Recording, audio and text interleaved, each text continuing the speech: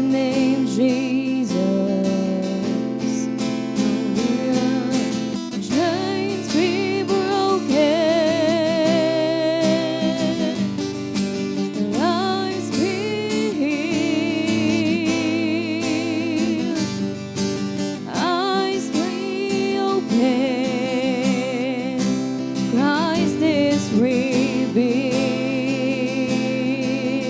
We declare chains be broken, lives be healed, eyes be open, Christ is revealed. We one voice we declare chains be broken, lives be healed, eyes be open, Christ is revealed. You come, let your glory fall as you respond to us. Spirit rain, flood into our thirsty hearts again. You come, let your glory fall as you respond to us. Spirit rain, flood into our thirsty hearts again. You come, chains be broken. We declare lives be healed, eyes be open, Christ is revealed. Oh, have your way. Chains be broken, lives be healed, eyes be open, Christ is revealed. You come, let your glory fall as you respond to us. Spirit rain, flood into our thirsty hearts again. You come, let your glory fall as you respond to us. Spirit rain, flood into our thirsty hearts again. You come,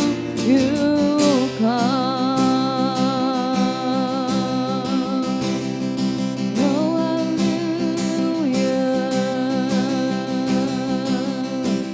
We worship you, we exalt your name, be magnified, be lifted up in this place. Hallelujah. Yes, we worship you, Lord Jesus. Oh, come, Lord Jesus. Come, Lord Jesus. Oh, come, Lord. And let your spirit reign. You'll come, oh God. You'll come with your glory. Come, Lord Jesus. Come, Lord Jesus.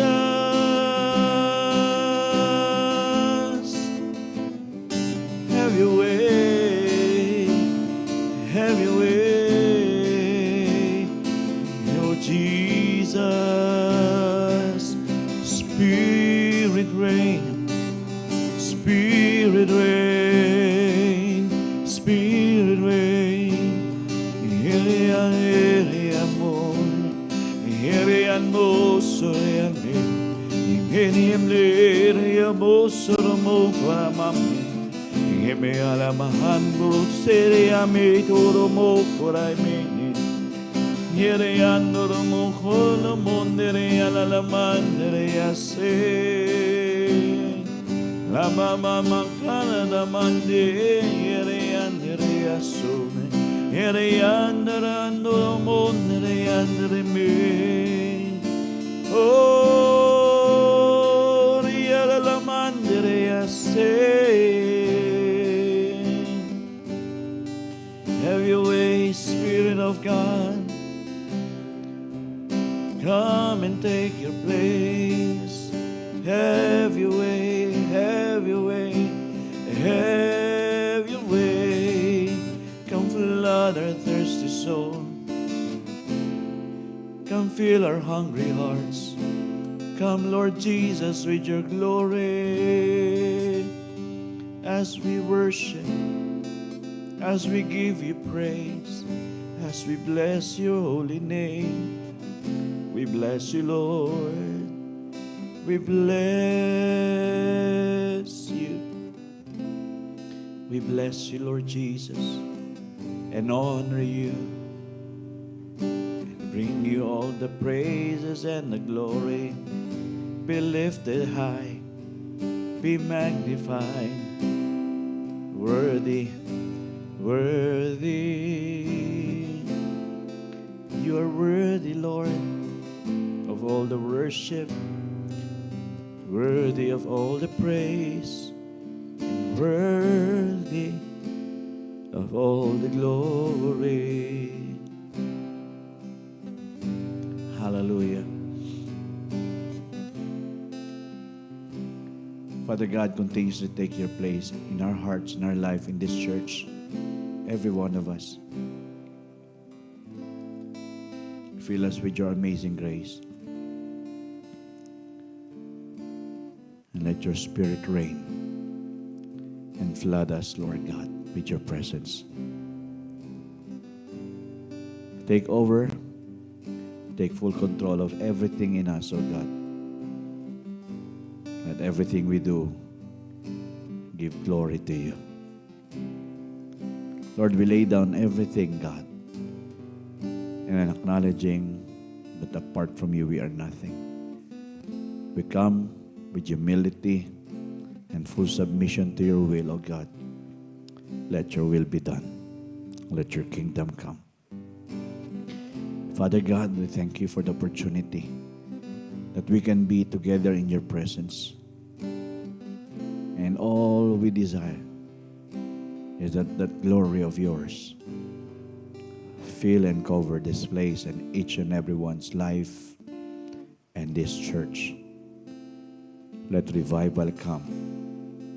Let awakening happen. Let your presence be strong in our midst, O God. Let your words come alive. Let there be wisdom, knowledge, and understanding from you, Lord. I pray that you'll just fill us up tonight by the truths from your words, from the revelation of your words. Change us, Lord. Help us to follow your will, do it, and be bold enough, to be intentional enough to make it happen, Lord God, by your grace. We know, Lord God, we will continuously see your signs, your wonders, and all your miracles. Thank you, God, for touching lives. As we come to you in our prayer tonight, we know for sure, Lord God, that you are ministering to people right now. If they are sick in their bodies, you are bringing healing and wholeness in Jesus' name. Marami pong salamat. Ang paghipo ng iyong makapangyarihang kamay ang siyang nagdadala, Panginoon, ng kagalingan, kabuuan, kalusugan, kalakasan. Thank you so much, Lord God, for recovery. Thank you, Lord God, that sicknesses and diseases cannot stay in our bodies in the name of Jesus.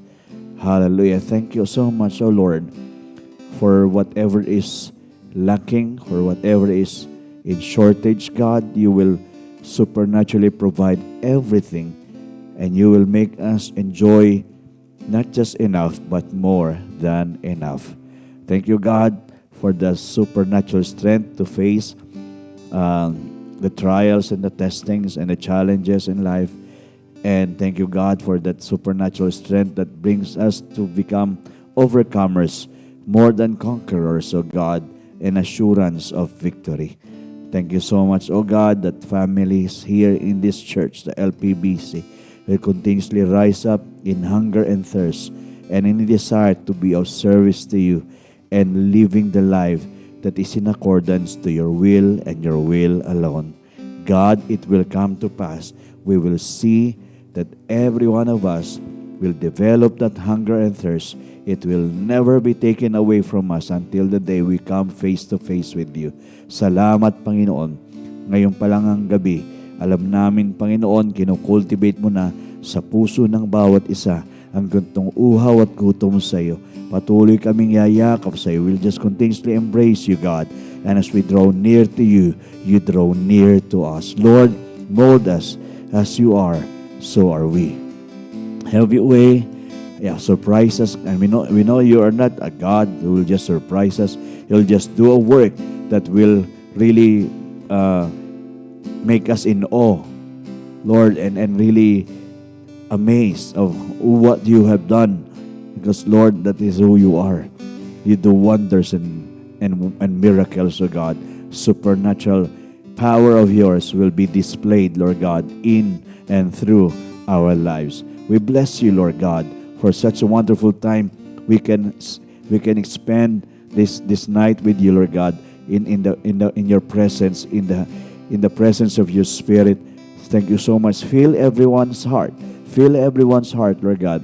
Let it all be tonight that we are assured that all will be well with you in our life. Thank you so much. We honor you and bless you tonight. We give you the praises, the glory, and all the honor, God. We love you. We bless you. In Jesus' name. Amen and amen. Amen. Hallelujah. Hallelujah. Thank you, Lord. Sige po, makaupo muna po tayong lahat. Ay, mag-shake muna tayo ng hands. Let's shake our hands. Thank you, Lord. Hallelujah.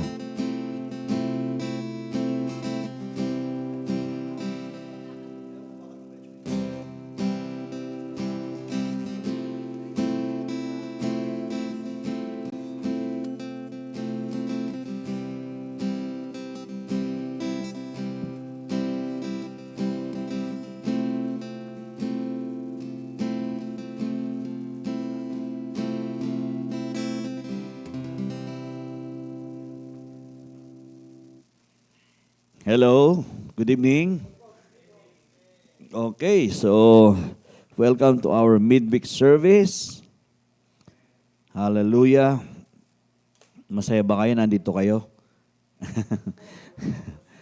Amen. And I believe may mga pre-prepare si Lord for us to receive from Him, not just from me. And I thank God, I'm being used by God to reveal things from Him. And I thank God as well na you are here to receive together with me. Actually, I'm not just the one that is sharing this. I'm receiving this as well. First from me, and then to you, and also to me as well. It's just coming back. It's just coming back. Well, tonight, we'll just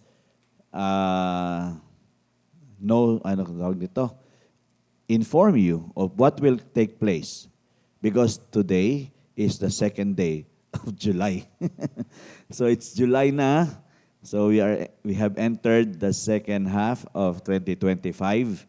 So there are fellowships or meetings na kailangan po nating maging part.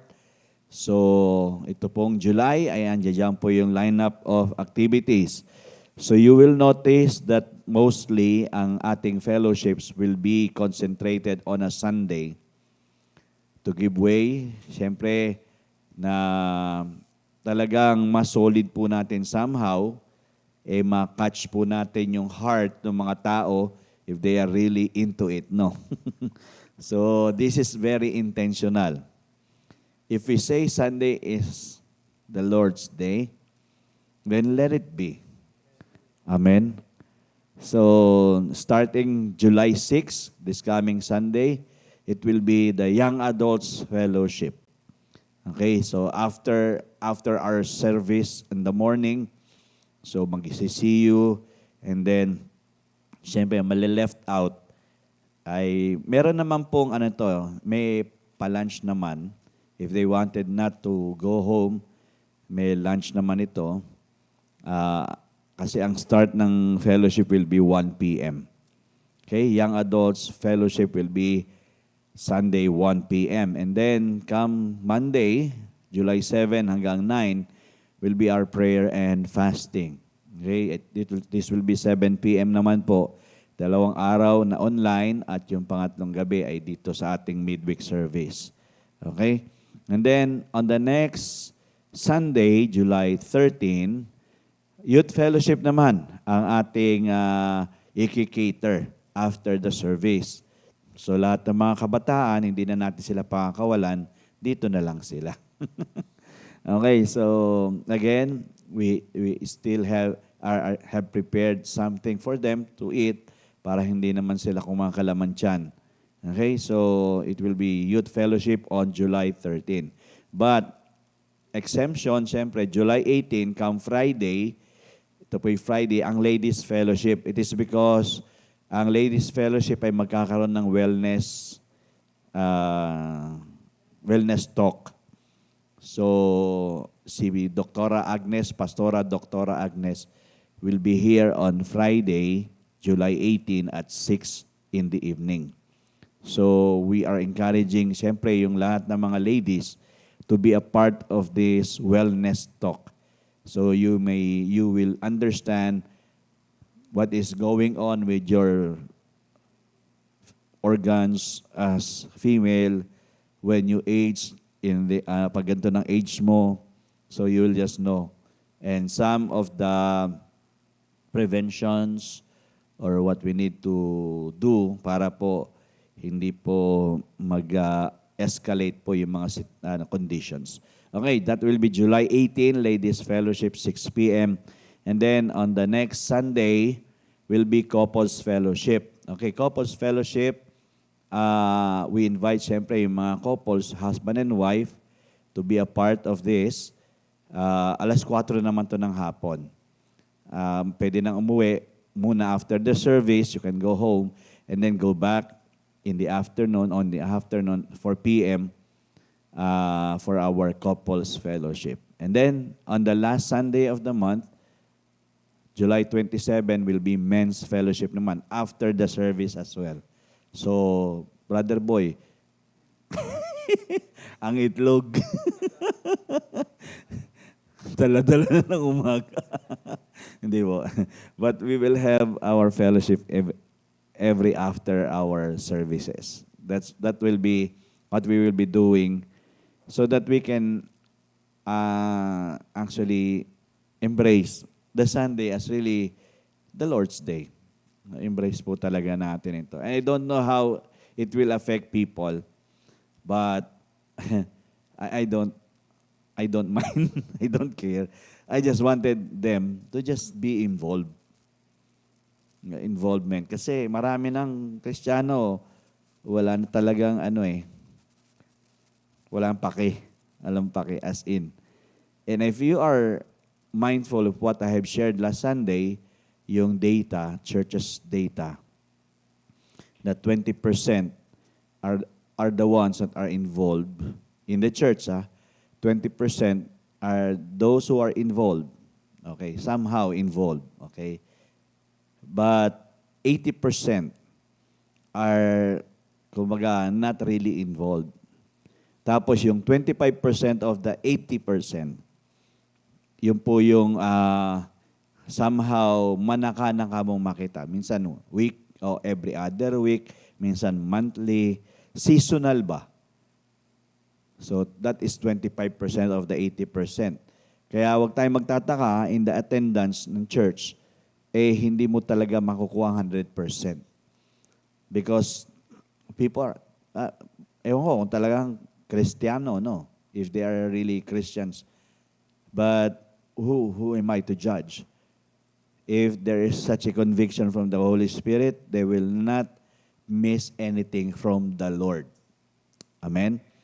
So, I hope and I pray sa simbahan po natin dito sa LPBC will have that conviction, no? Conviction. Meaning, if you really love the Lord, if you see anything that is bad, you just leave it. Just go and keep moving. And just always say this, keep the faith. Because everybody is not perfect. Everybody makes mistakes. But we are here to be a contributor to one another. We are a supply to one another. If I see you, it might be I'm encouraged or discouraged, but it is still a supply. Kasi there are times, if you don't like the person, you don't like to go naman. You will never go naman. Pero sa totoo lang, either positive or negative that people will bring to you, it will be advantageous always for you. And to take note of that, Ecclesiastes 3:11, sinabing ganon, He has made everything beautiful in its time. So there's nothing that is ugly when God is involved. Kaya if in the church there are people who are looking at ugly things and they are majoring in ugly things, I tell you, they are not really enjoying the benefits of enjoying the beautiful things from the Lord. They are only looking for what is ugly. So I hope and I pray, makatch po ng mga kapatiran po natin yung heart na magiging on fire para sa Panginoon. Amen? So tonight, I'll be continuing with what I'm sharing with everyone about the kingdom living.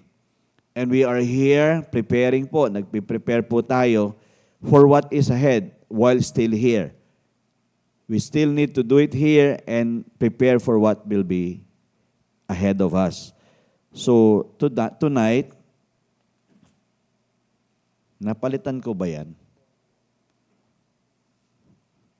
Kingdom living.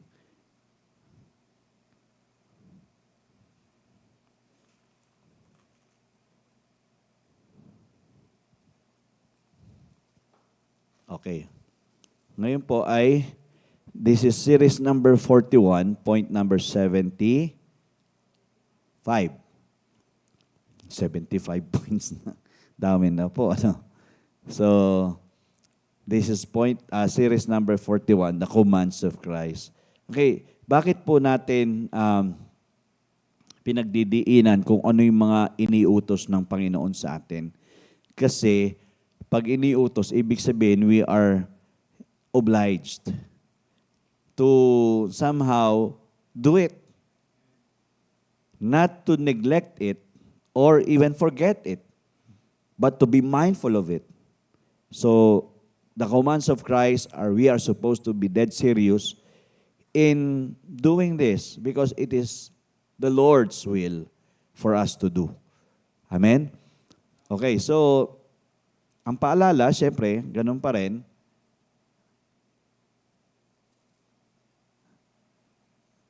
Okay?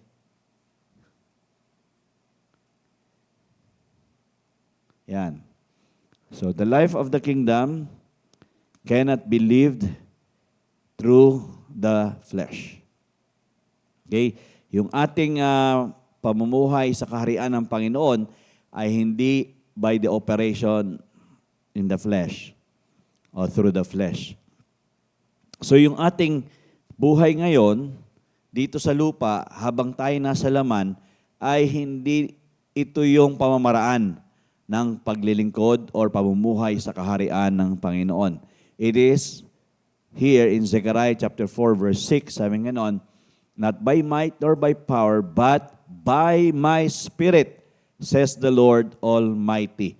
It is through His Spirit that we live our life in today's generation. It's not by the flesh. The operation of our life with God is not by the flesh. It's by the Spirit of the Lord. So tonight, I want us to notice, alam kong kung isipin po natin itong topic natin ngayong gabi, ay bagay na ang hirap i-aplika. There's always a complication. And really, it's really hard to somehow apply sa atin. Okay? Pero tingnan muna po natin itong John chapter 13, verse 34 and 35. Ayan. John 13, verse 34 and 35. In the New King James Version, a new commandment I give to you, that you love one another as I have loved you, that you also love one another. Dinalawan niya pang ulit eh. By this, all we will know that you are my disciples if you have love for one another. So, hitik na hitik ito ha. In 2 verses, there are 3 known praise, kumaga, repeated praises that we can actually notice, and that is love one another. Okay, love one another. And take note, sabi niya, a new commandment. That is why if we are studying the Word of God, di ba sa Isaiah sinabi nga nun, na behold, I am making new, something new. I am doing a new thing. I am doing a new thing. Now, this new commandment, to which to us, parang sa atin, parang nagagasgas na ito. Pero bakit kaya niya sinabi, this is a new commandment? It is because the treatment should always be, it is something new for us because every day, we will not be doing this. We will be tested and tried to really love one another. Kaya nga, a new commandment I'm giving to you. This is a new for us. This is a new thing for us.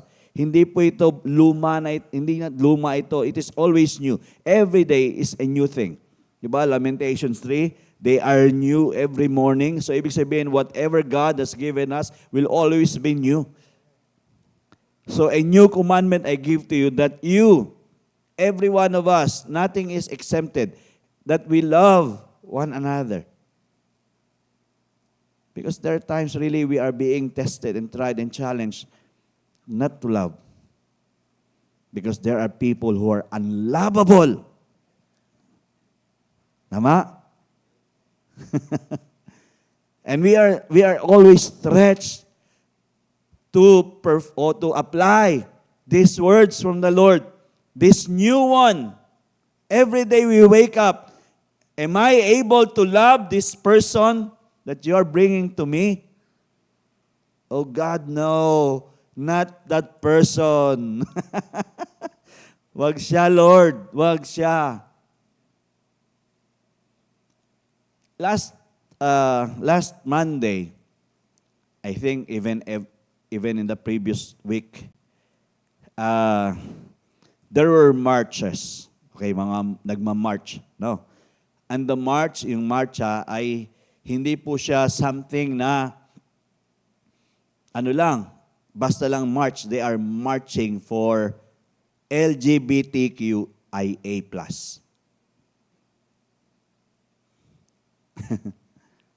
Sabi, Lord, nakikita mo, may lalaki, may babae. Siyempre, nandoon din yung mga homo, lesbians, and the other ones.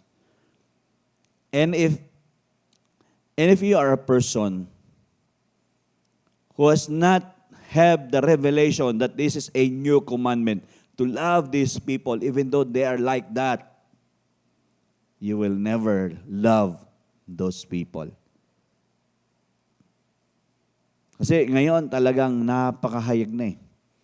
Sabi ko, Lord, wag na po kaming tamaan ng kidlat. Don't let us be hit by your thunders and lightnings because of this. Because Brazil has. And other who has actually performed such marchings. The pride. Pride pa lang eh. Kasalanan na eh. Diba? Pride pa lang. Pride month, pride month, pride month. Pride march. And they're really not afraid of what will take place after that in participating and being a part of that. But He says to every one of us, this commandment, a new commandment. Kaya when we wake up in the morning, we will remember this. This is a new commandment. It's never an old commandment. This is a new commandment that I need to love one another. As He loved me, so I also love the other one.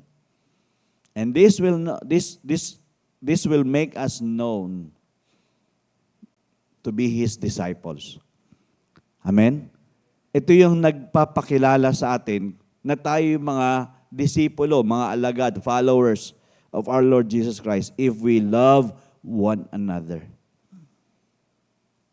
And this is actually a big question mark even in churches today.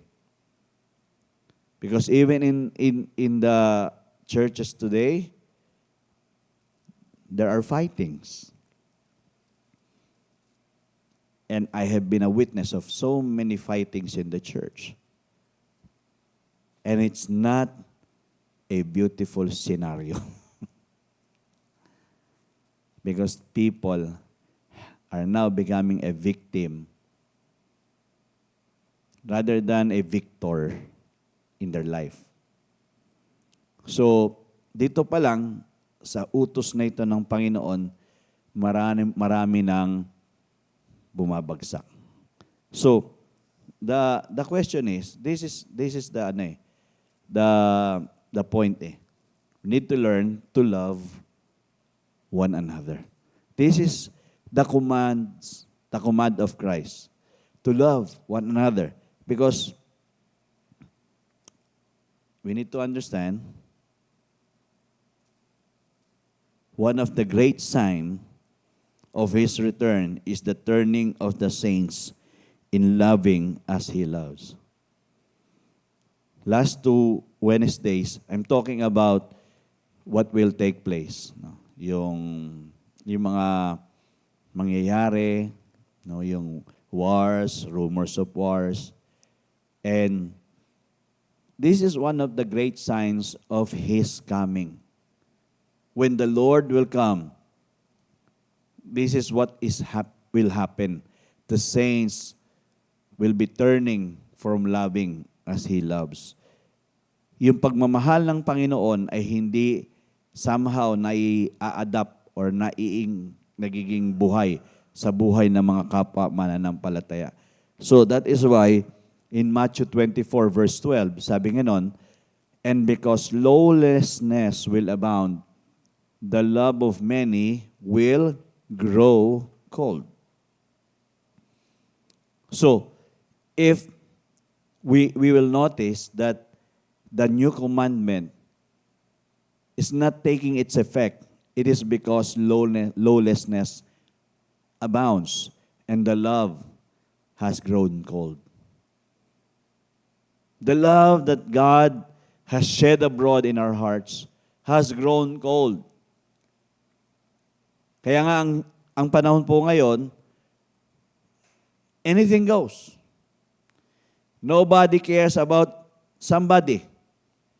And if we see people are kind, generous enough, they're doing this for TikTok, stocks. For gain. I don't know how they are really sincere about what they're doing. We are not judged here, hindi tayo nag-judge. But they're doing it also for gain. The love of many are growing cold. So it is a serious matter since it is the work of the Spirit for us to learn to really love. The God kind of love, the agape love of God. Na yun po yung na-aplika, supposed to be, sa ating mga system. The spirit of love should be prominent in our life. Hindi yung, kumbaga, we always resist. I cannot love because I'm this Tama ba? I cannot love this person kasi hindi siya swak sa aking personality. Hello? Marami kasing ganun. So the Lord is just telling us that this is a sign of that we are growing cold in our love. And if love is a sign that we are His disciples, then we should learn how to really love just like He loves. Amen? And then let's look at this. Sabi nga doon sa 2 Timothy 3 verse 2, tingnan nyo po, for men will be what? Lovers of themselves, lovers of money, boasters, proud, blasphemers, disobedient to parents, unthankful, unholy. And if you will read the next remaining verses here in 2 Timothy 3, it will expose who are the people in today's generation. And these are actually, it's not talking about the unbelievers. Yung mga sinabi diyan sa 2 Timothy chapter 3 is not for the unbelievers. It's all for the believers. Ano talaga tayo, natawag dito, delikadong panahon. Itawag doon, perilous times. O dangerous times. Dangerous times. So, men will be lovers of themselves. Self-centered. Self-preservation. And they love money. This has become an unending, tawag dito, quest in this world. Even believers are trying to embrace money. They love money. Sabi nila, kung wala akong pera, hindi ako makapaglingkod kay Lord. Marami na nagsasabing ganyan na pag ako'y dumami na ang pera, if I have many pera in my pocket, in my wallet, in my bank account, I will be able to serve God. Kung wala, hindi wala rin. So, lovers of money, they boast, they are proud, blasphemers, bastos. Minsan, kung sino yung mga Kristiyano, siya yung mga bastos. Nakaka-encounter ba kayong ganyan? Na you talk nicely, but you were treated unnicely. Blasphemers. Disobedient to parents. And this is very, very obvious. No? Pinalaki mong maayos, sinusuwag ka. Kaya nga, sa simbahan, sa church, we are supposed to just bring them in. Ang hirap kasi sa atin, binabaling natin sa iba ang atensyon ng mga bata. Binabaling natin matuto okay lang matuto ng secular education, but again, we just need to have that intentionality to bring our kids in the presence of the Lord. Amen? Let them absorb. Let them get something. Because in the next coming years, when they are grown-ups, and if they are not exposed in the spirituals, then they will be gone astray, and they will be disobedient. And we will be surprised how they treat us, ngayong mga parents. They are unthankful. They forget how to be grateful in everything that they are enjoying. Blessings, they are not now mindful of the blessings that they receive. They are unthankful and then unholy.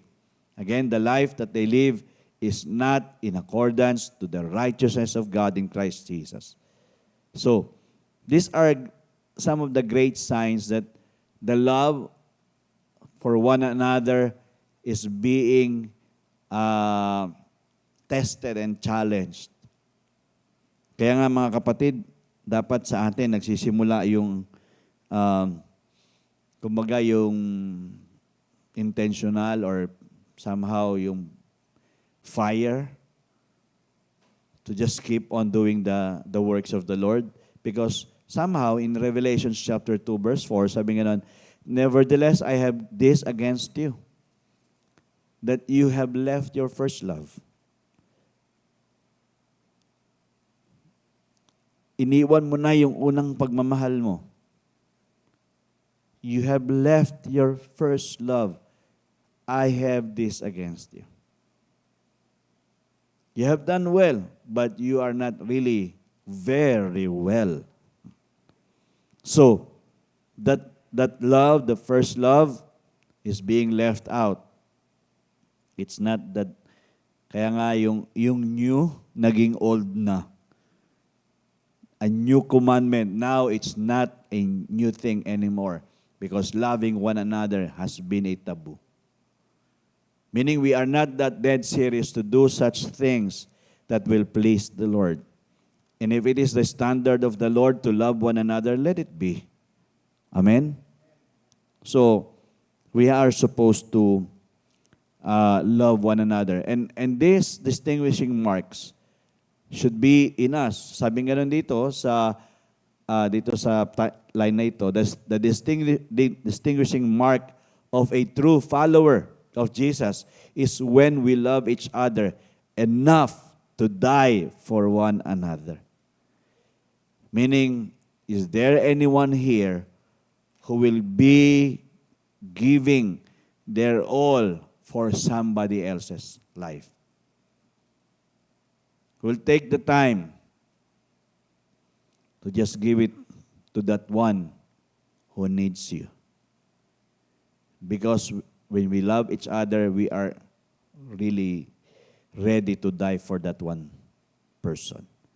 Because sabi nga nandito sa John 15, verse 12 to 14, okay, this is my commandment. Again, may commandment na naman mga kapatid.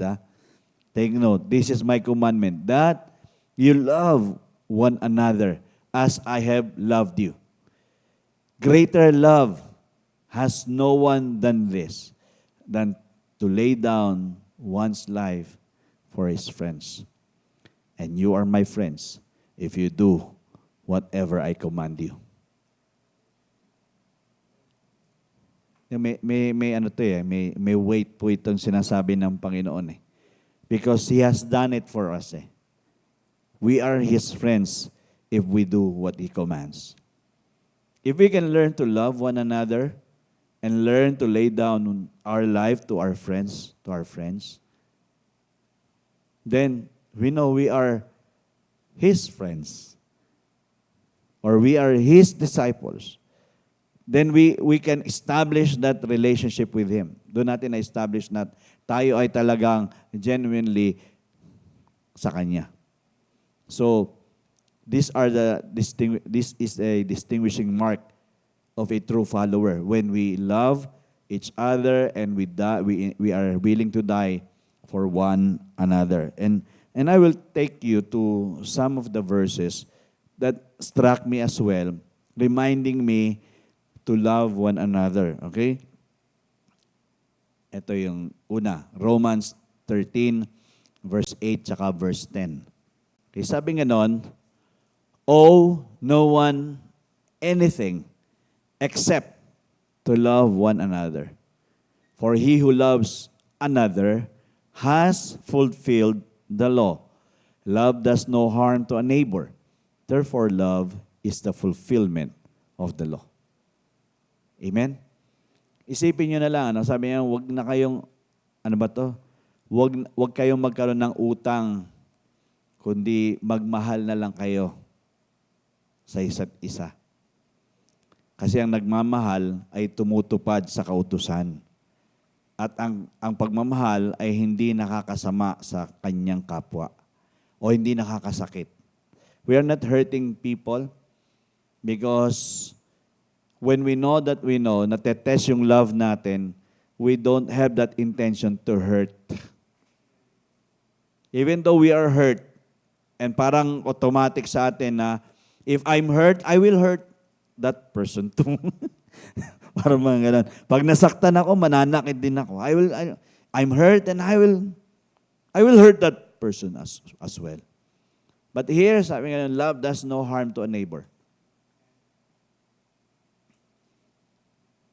Sa amin lang, sa bahay po namin, o yung sa lugar namin, pwede naman kaming, alam niyo ba yung mag-escalate yung sama ng loob mo sa parang manghayagan na pambabastos, yung walang konsiderasyon, yung, alam niyo ba yung gano'n na,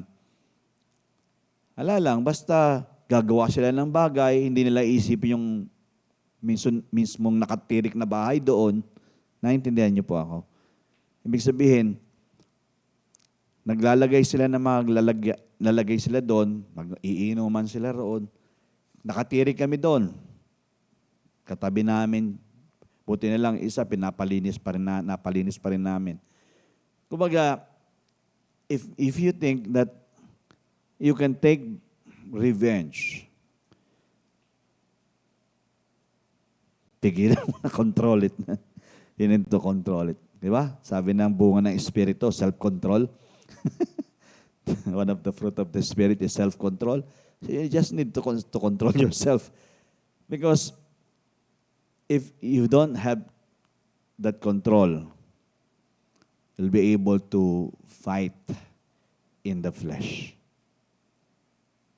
And the Spirit cannot actually work freely as we suppress the working of the Spirit in us. So, owe no one anything except to love one another, for he who loves another has fulfilled the law. And love does no harm to a neighbor. Therefore, love is the fulfillment of the law. Another one in 1 John 4, 20 and 21. Okay, sabi nga nun, if someone says, I love God and hates his brother, he is what? A liar. For he who does not love his brother whom he has seen, how can he love God whom he has not seen? And this commandment we have from him, that he who loves God must love his brother also. Amen? So, the Lord says, if we are mindful that we say we love Him, and then the other thing is happening, we hate our brothers or sister, then we are liars. Kasi sabi ganun dito, kung yung nakikita mong kapatiran, if you see your brother, and kumbaga, if you cannot love the brother whom you are seeing, how can you love the God whom you are not seeing? Diba? There's a big problem here. Malaking problema yan kung ganyan na, baga sabi ka ng sabi, I love God, tapos nandito ka simbahan, I love my Lord, pero pagdating dyan, away-away, nakikipag-away ka. Di ba? Kaya nasusubukan yung new commandment. A new commandment, I'm giving it to you. Love one another. Love one another because sabi nga nun, in this commandment we have from Him that he who loves God must. Okay, naka ano dyan, yung must. Dapat pala, ginuhitan ko yung must. Must love his brother also. So mga kapatid, kung magmamahal na rin lang tayo, talagang dapat magmahal. Must The commandment is from Him. And if the commandment is from Him, then we must do what He had said to us. Amen? So that should be clear to us. Another one, 1 John 5 verse 1, sabi nga noon, whoever believes that Jesus is the Christ is born of God, and everyone who loves Him who begot also loves Him who is begotten of Him. So okay, sabi nga na ng Panginoon, kung naniniwala tayong lahat sa ating Panginoong Yesus, ay nagmamahal doon sa Kanyang, nagmamahal sa Kanya, at mamahalin din yung nasa sa Kanya. Okay? Ibig sabihin, there is no distinction. If we are begotten of God, we are also loving those begotten also by Him. So, hindi po ito, wala itong tawag dito, pagtatangi. Ibig sabihin, there is no choice ko to na magmamahal ako dito lang. Pero kung lahat naniwala kay Jesus Christ, if all of us believes in the Lord Jesus Christ, and we have been begotten by God, and those who are begotten by Him as well, we are supposed to love them as well. Amen? Another one, James 2, verse 8. This is the second to the last. Tingnan niyo po. If you really fulfill the royal law according to the Scripture, you shall love your neighbor as yourself. You do well. Sarap pakinggan ito. Ngayon ko lang na, alam nyo, habang inaaral ko to, sabi ko, Panginoon, ngayon ko lang ito na-expose or na-reveal. Sabi nga nun, if you really fulfill the royal law according to the Scripture, this is the royal law. You shall love your neighbor as yourself. And then, when you are doing and fulfilling the royal law, you do well. Amen? Kumbaga, mainam yung ginagawa mo, yung ginagawa natin. So, we are here to be fulfilling the commands of Christ, the commands of God. And the last one, Romans 5 verse 5, sabi nga nun, now hope does not disappoint. If we are not yet in that arena of loving one another, hope doesn't disappoint. Because the love of God, the love of God has been poured out in our hearts by the Holy Spirit who was given to us. There is the Holy Spirit, the strong conviction of the Holy Spirit for us to spread the love of God. If we have been a recipient of the love of God, then we should also release it to others, share it to others. And I hope and I pray na ganun po tayo, yung response natin in loving each other. Sabi ko, if this has been true in the church, if we love one another, then issues can easily be taken care of. Kasi ngayon, sa panahon ito, we still are acting like children if we keep on murmuring, if there will be disputings, no, pagtatalo-talo, and it's not the will of the Lord. And I hope and I pray, tayo pong lahat ay talagang mapaalalahanan palagi that this love of God has been already poured out in our hearts. That every time we wake up in the morning, the new commandment is coming alive in each and every one of us. I love God. Yes, this is the first commandment with the promise. Diba? Love God with all your heart, with all your mind, with all your soul, with all your strength. And the second commandment is like, love your neighbor as you love yourself. It's like, ibig sabihin, when you have done it for God, then do it also for others. Kasi sabi nga ng Panginoon, di ba sa 1 John din yan, sabi nga we don't love in words or deeds. We always just do something, we just don't express love by words but also with deeds. So ngayon, kung iisipin po natin, sino kaya yung mga kapatiran ko na sinusubukan ako sa pagmamahal na ito? And if I have not really into this, hindi ako ganito pa, Lord help me. Teach me to follow your commands. And every day, you remind me of this. You always remind me of this. Let me learn to love. Love others as you have loved me. I know it will be a challenging one, but this is what your will is. And I'm here.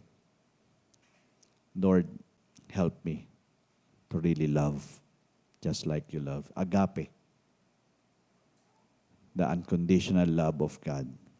That is why if we are doing this, we can say that we are His disciples, we are His friends. Amen?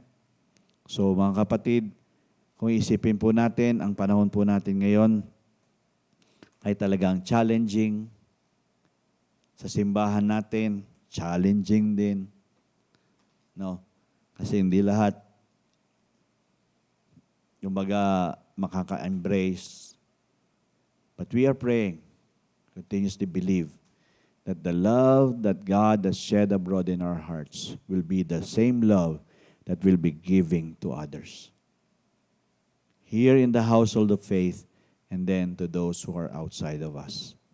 And we begin to be whom God wants us to be. Not by the flesh, but by His Spirit. Amen? Amen. Tayo po tayong lahat. Let's all stand up. I hope you got something from what I've shared.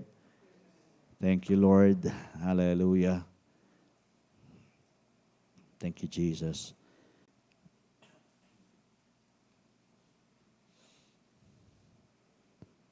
So, church, let me continuously remind everyone to believe with us for the growth of this church. No, magpa 5 years na po tayo. Okay? We're almost 5 years this coming November. And we are actually planning na for what will be on that day, celebrating 5 years. And hoping yung church data will be changed. Mabago yung data na yun. Na I know we cannot, I don't want to say that we cannot achieve 100%, but we can. As long as there is a conviction from the Spirit of the Lord. Amen? So let's come to the Lord tonight in prayer. Let us come to Him and believe Him for what He will do for us. Hallelujah. Father God, salamat po sa iyo sa lahat po ng mga impartations and revelations mo sa amin tonight. Thank you, Lord God, for the truth of your words to learn how to love one another as you have loved us. And every day, Lord God, this is new.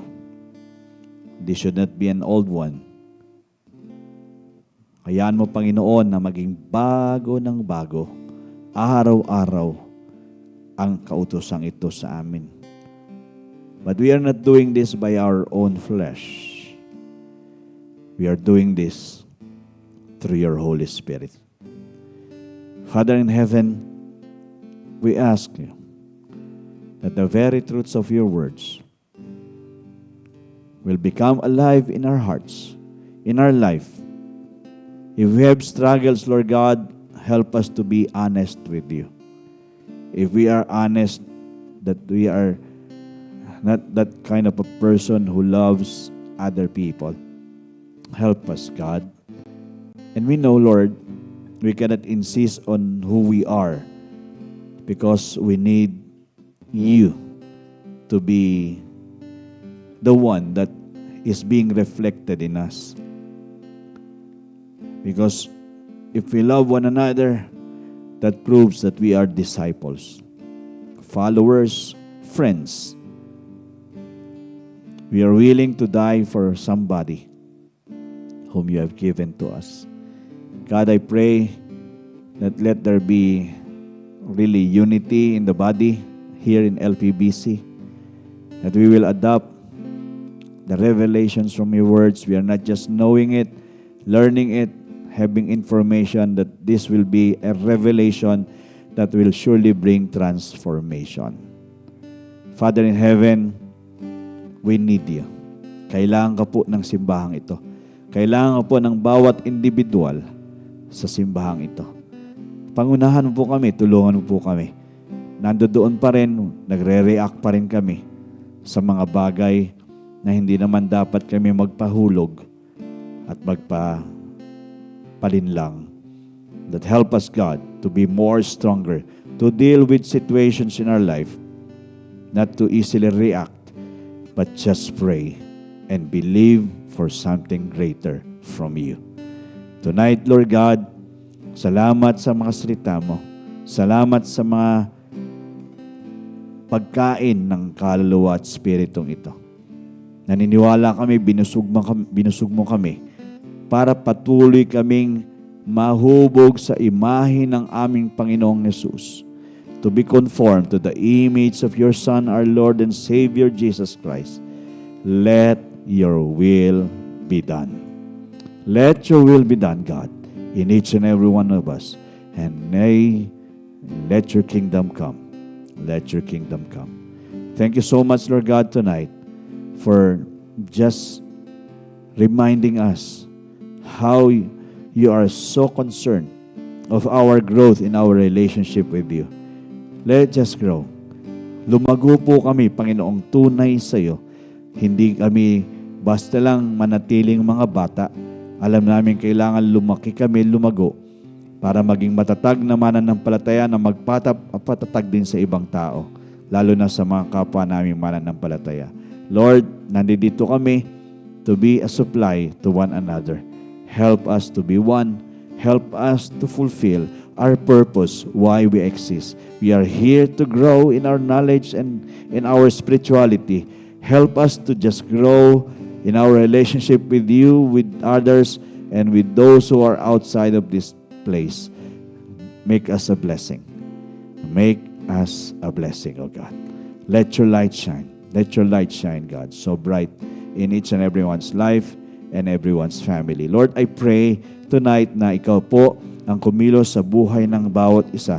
Nakabahagi ngayon sa pagtitipon namin. Patuloy mong iparanas ang iyong kapangyarihan. Patuloy mong iparanas, Panginoon, ang iyong direksyon na makapangyari. Ang iyong gabay, Panginoon, ang iyong tulong sa aming lahat. Dahil alam namin kami mananagumpay, we will not go down defeated, but we will rise up in victory. Kaya maraming salamat po, Panginoon. You are preserving your people. You are preserving every family here in LPBC. And we know, God, no sicknesses and diseases will take over and take dominion in the bodies of your people here. Salamat, O God, but we will receive healing, will just enjoy the health that comes from you and the strength that comes from you, God. Thank you so much, Lord. Salamat po sa iyo. Panginoon, samahan mo kami sa mga susunod pa mga araw sa linggong ito. Salamat sa panibagong buwan na bigay mo sa amin na alam po namin hindi masasayang kundi magiging makabuluhan ang mga gawain po, Panginoon, sa iglesyang ito. Ang bawat fellowship mula sa young adults, sa youth, sa ladies, sa men's, sa kingdom builders, at yung mga ministry, sa children, sa ushers, sa worship team, Lord, sa media. Hallelujah. Ikaw ang kumilos, Panginoon. Salamat po, Panginoon. At alam namin, makikita namin ang iyong kaluwalhatian sa aming lahat. At alam namin, patuloy na babalutin kami ng iyong banal na dugo dahil wala pong gawang masama ang makakapanaig sa aming lahat, sa aming mga pamilya. Salamat sa pag-preserve mo. Salamat, Panginoon, sa pagpapadala mo ng host of angels that will keep us, guard us, and preserve us. Thank you so much, Lord God, for all of us that will enjoy more of you, God, in this church, in our lives, in our families. Thank you so much, oh God. Be glorified in us. We are grateful and thankful for everything that you have done and for everything that you will still do. We will be amazed and we'll just only bring all the praises and all the glory to you and you alone. We love you and bless you, Lord God. Salamat po sa iyo. In Jesus' name we pray. Amen and amen. Amen. Hallelujah. Hallelujah. Thank you, Lord. Well, good evening, everyone. You are the blessed of the Lord, and you are a great blessing, and your life will be a blessing to many lives. In Jesus' name. Amen and amen. Go ahead. You can go and you can proceed with the time. Mag-pray po tayo for a while. Thank you so much sa mga nag-online.